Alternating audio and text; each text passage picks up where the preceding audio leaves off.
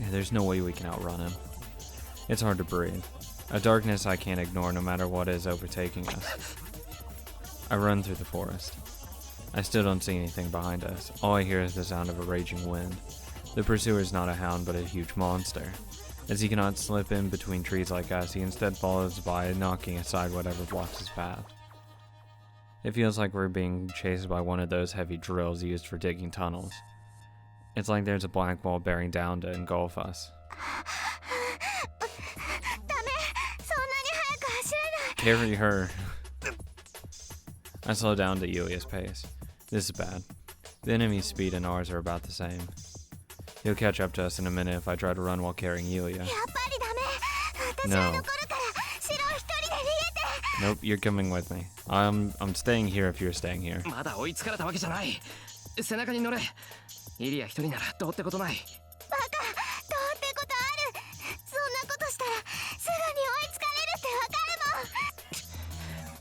Which I do. Should I carry Yulia and run, or will I fight that monster? I can't even match his assassin. Fight 1-on-1 against the strongest servant with this borrowed sword.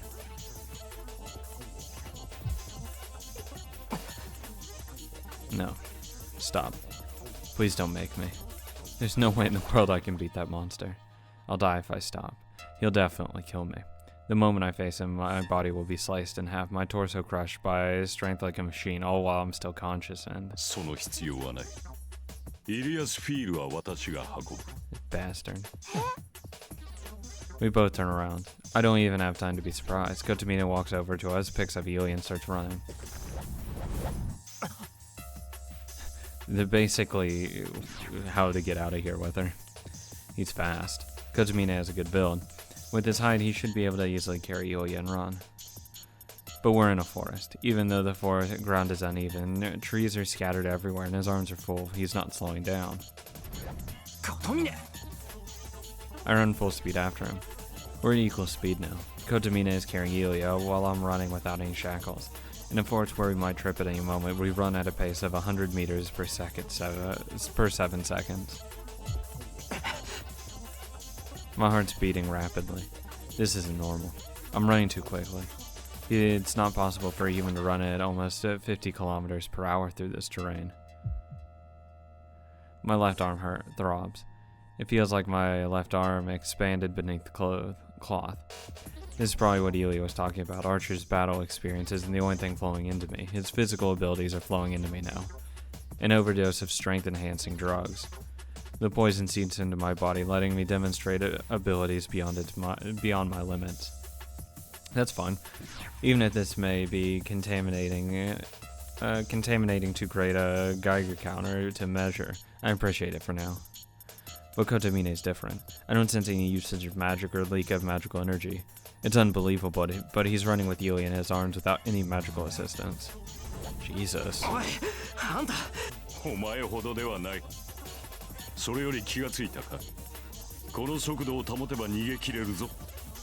Let's hope Assassin doesn't come by.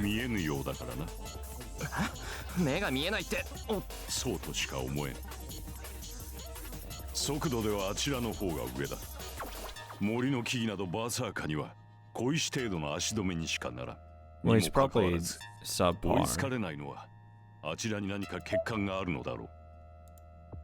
Oh, I see it. Oh, okay. That hasn't updated Berserker yet. Can't wait to see what he looks like. Kotomina pointedly talks. Though if I never do see him, that'll be good. That'll be actually even better. I don't know why he's talking about this with such disinterest, but...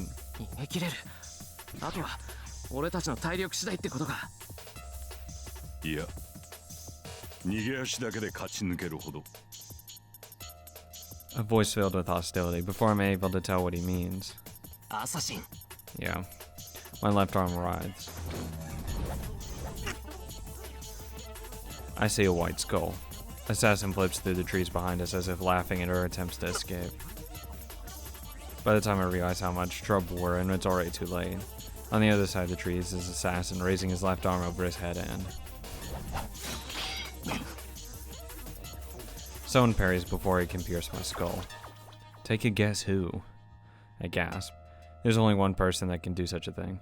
Kotomina, still carrying Yulia, parried the attack that was fired without any indication. 目障りなやつだ。手が空いているときは現れぬくせに、忙しいときは呼ばずともやってくる。Kotomina slows down. The priest frowns and glares at the black assassin, keeping pace with us. イリアは任せた。代わりにあれを任されよう。なに、これでも神職だ。悪霊払いは慣れている。What? Kotomina stops and lets Yulia down. あんた本気か? I pulled the bewildered girl towards me. At the same time, 3 daggers are fired like bullets. I wouldn't worry about him. 鋭いが実直すぎる。アサシンを名乗るにしては読みやすい立ち筋だ。Hey, look. He has more of those fucking keys. I doubt my eyes. Assassin fired 3 sword flashes. The priest easily knocked them all aside.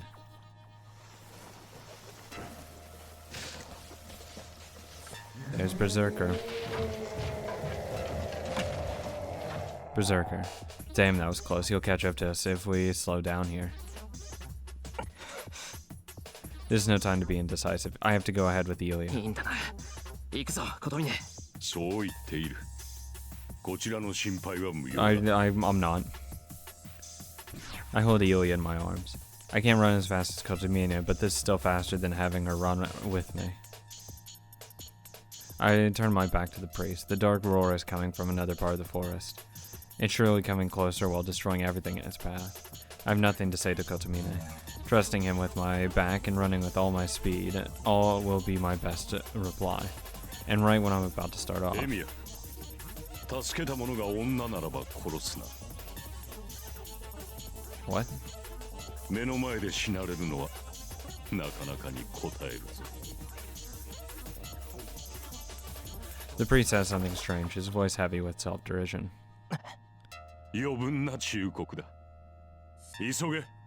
バーサーカーだけならば逃げ切れよ。後の戦いはお前次第だ。エミヤシロ。Not kill the person, the one you saved as a woman.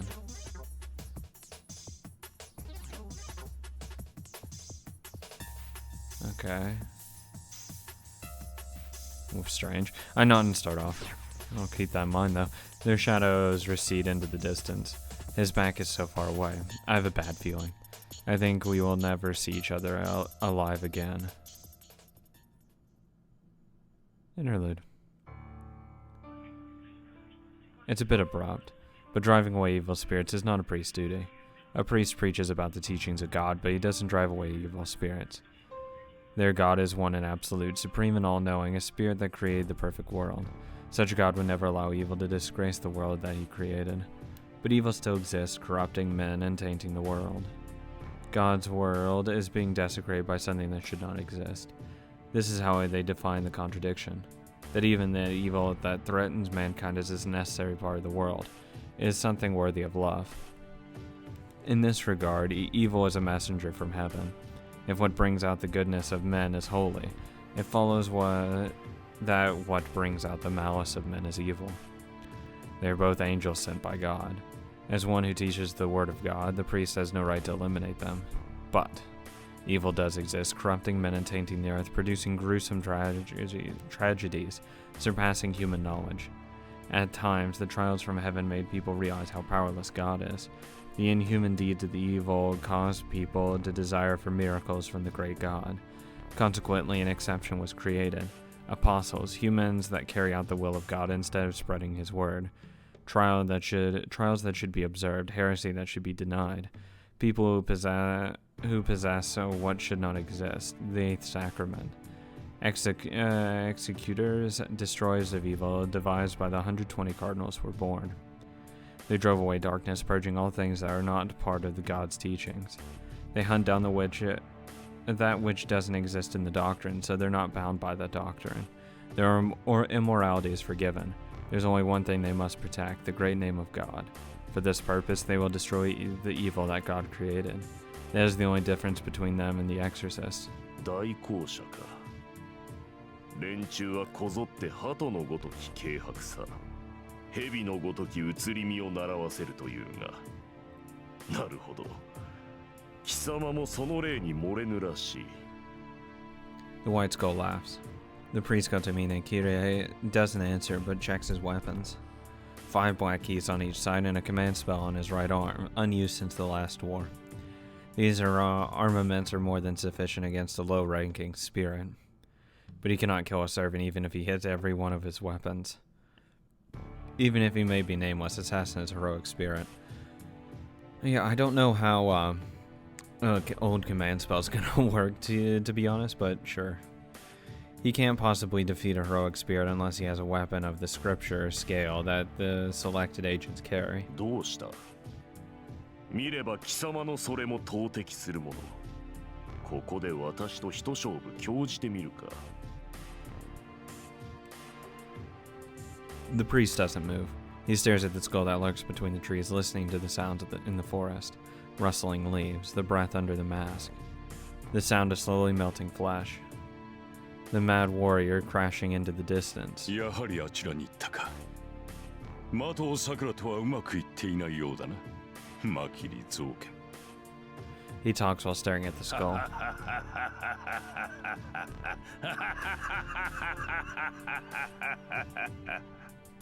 そうか。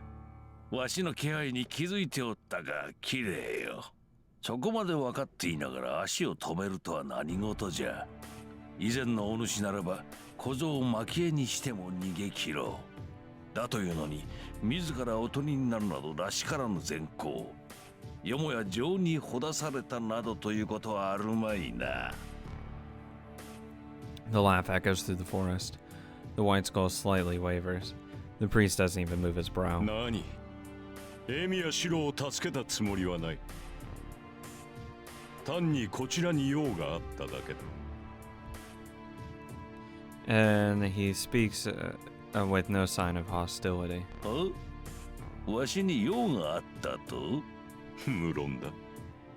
どのみち、私もエミヤも森からは出られまい。じき殺されるのは分かっている。ならば、死ぬ前に斧が目的のために手を打つのは当然だろう。ん？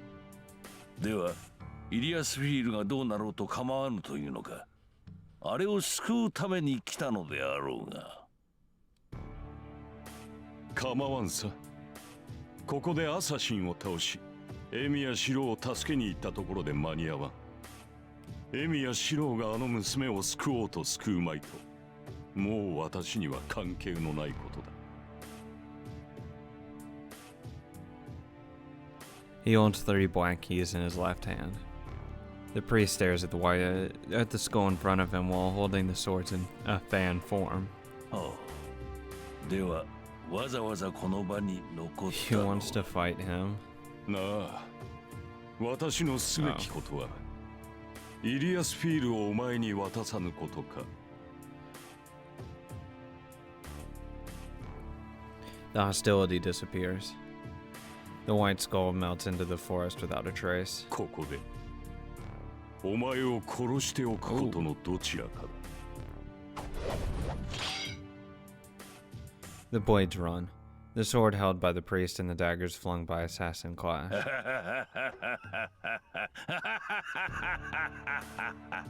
そうか、そのために死にに来たか。よかろう、綺麗、腐れ縁じゃ。教会の外れ者がどこまで戦うか見届けて死んでようぞ。 The laugh echoes. The holy man who wards off evil meets Malak Alamat, knowing it's impossible to win. Can I get a easier name to pronounce? I'll just call him Malak. I think that would be easy enough. I do want to say because I don't remember if I did see it. Yeah, they haven't given his true name. I wish we had more details on him. I run through the forest with Yui in my arms. I can't turn back. It feels like a black wall would be behind me if I turn back, which would kill my spirit to escape alive.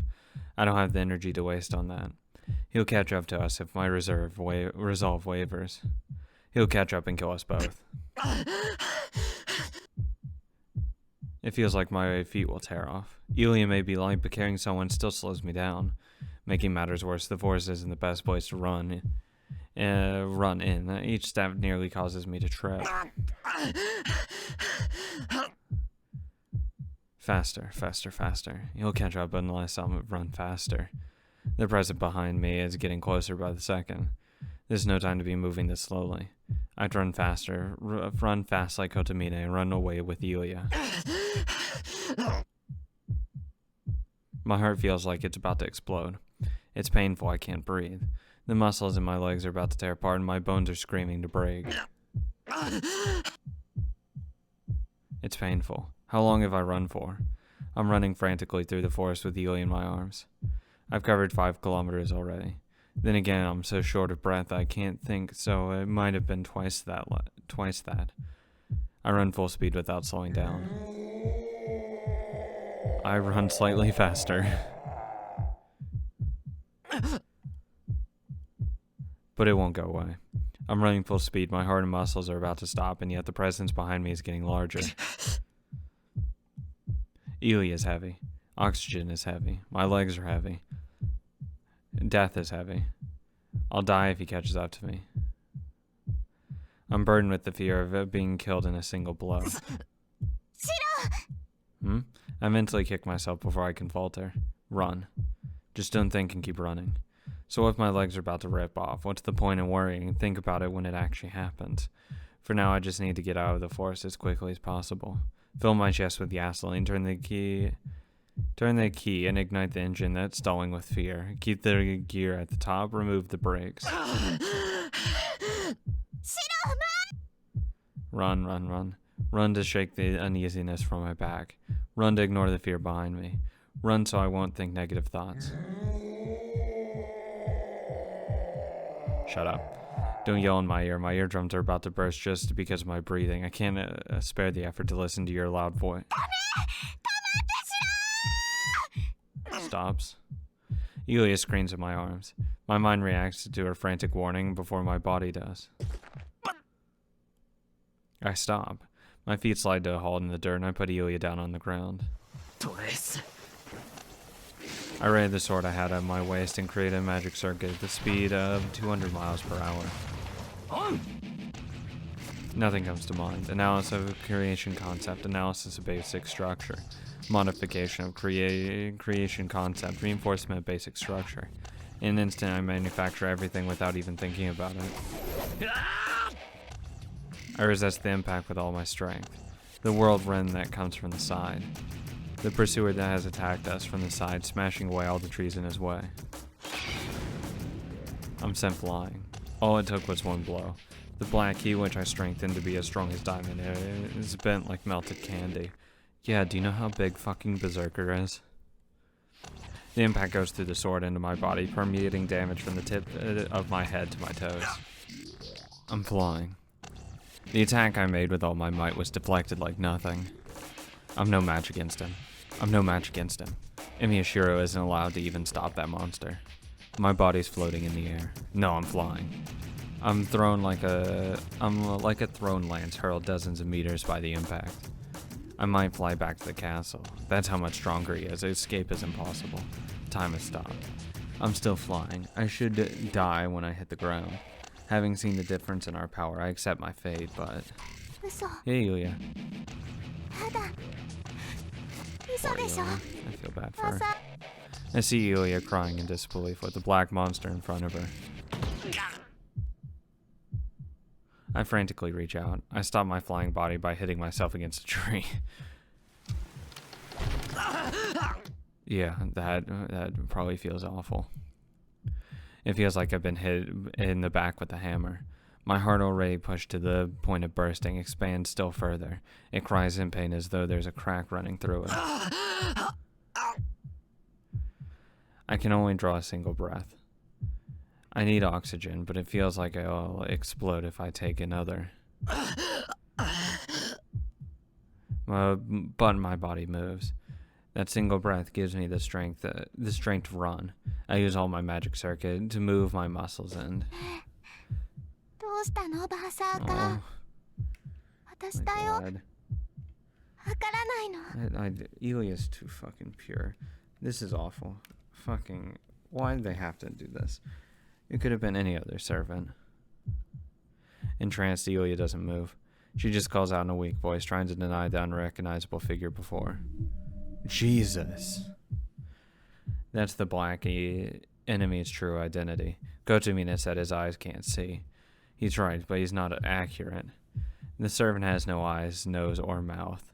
His glowing red eyes are there to emit hostility. His body is covered by the black mud, and that wound he received from Saber is left alone. That's something completely different. Engulfed in the mud, he's a monster who can only destroy. He doesn't even see who he's attacking. The mad warrior can't recognize Elia's figure, let alone mine. He raises his axe sword against the living thing in front of him. Poor Elia.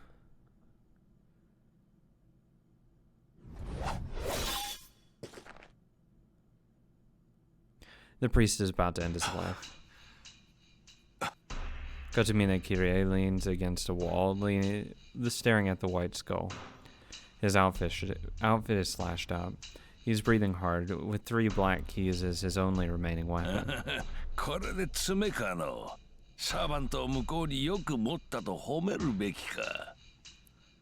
Somehow I think there's a trap, but, you know, I'll let Zoken think he's one. The old man's laugh echoes through the night, or the sky. Assassin remains silent, in contrast to his talkative master. Battle is merely work for him. The dirks that go to the opponent's vital spots are also weapons to measure the strength of his opponent. He measures his opponent's mobility with the first dagger. He measures his opponent's action principles with the second. He always keeps 7 meters between him and the opponent. He maintains a distance at which only projectile weapons are useful, and it measures his opponent's skill. If he cannot kill his opponent in one blow, he will force his opponent to a place where he can. He will drive them into a corner by cutting their limbs and tiring their bodies. For Assassin, the daggers are merely prepping for his fatal attack. He uses them to analyze his target's skills, creates the perfect opportunity, and smashes his enemy with his evil arm. It's just a chore for Assassin, bringing him no joy. It's a boring chore, but the priest is better to prey than he expected. He has used at least 20 daggers already. Although he has uses them to determine his opponent's skill, each one was still meant to kill. The priest has blocked them and reached this ruin. He dismissed the priest as a mere human, but his powers are admirable.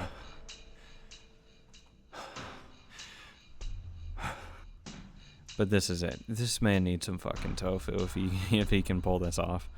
His energy drained, the priest leans against a wall and stares at Assassin. He has 3 hidden black keys left. The 7 he threw were all dodged. The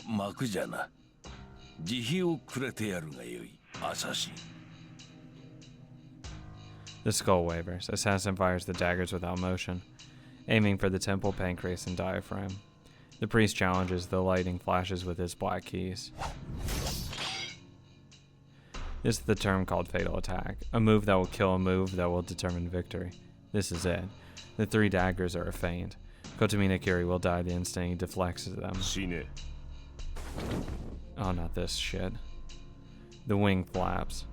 The cursed arm, the one-winged spear, is developed. It's an unavoidable attack. Assassin knows the priest's capabilities. He knows his prey is tired and wounded. This is why this will kill. Kotomina is probably fucking with him. The prey should prevent death from the Dirks. But that will be all. Even if he saved up his energy for a counter-strike, his body is incapable of carrying it out. After repelling the 3 daggers, all the priest can do is jump sideways. And only 3 meters at that, he cannot escape the arm. The cursed arm stretches out. The priest has no fear. He's prepared for it. He knows that the daggers are a feint and that the cursed arm will strike him the instant he repels the daggers, and that he has no way to avoid it. No matter what he does, he will die. That is why. The only thing he can aim is for a double kill. The skull laughs. The cursed arm going for the heart and the black keys cross. There's no problem. Assassin's cursed arm is the only one that will directly hit the target. The black keys will certainly hit him. But how unfortunate, no matter what magic he puts on the swords, the black keys cannot kill Assassin. The 3 swords will pierce through Assassin, sticking to the tree behind him. But that's it. The priest will inflict injury, but it will have his heart torn out in turn. Assassin's arm does its job first. His noble phantasm, Zabania, sticks to the priest's chest and creates a fake heart. But he feels no response. The man's heart gives no reaction, as if it's empty. At that instant, the impact hits him. The 3 black keys hurl Assassin backwards, nailing him to a tree. There are 2 surprises. One is that the black keys have sealed his movement, and the other is... I was never alive to begin with. The priest's black outfit flutters through the air. He jumps. The inhuman action is like a cannon firing. Amassing his strength and releasing it, he covers 10 meters in an instant, up to the trees above. He instantly seizes the head of Matozoken, the one who has been observing the battle. I don't know, I just feel like hanging around for a few minutes. What do you think I'm doing? It doesn't need to be said. His bodyguard is sewn to a tree by the black keys. To Assassin, it's only a scratch. But the holy nails make it impossible to save the old man.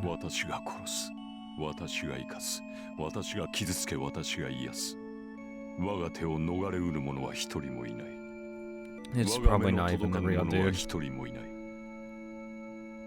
Why challenge an enemy he knows he cannot defeat? This has always been his announced intention.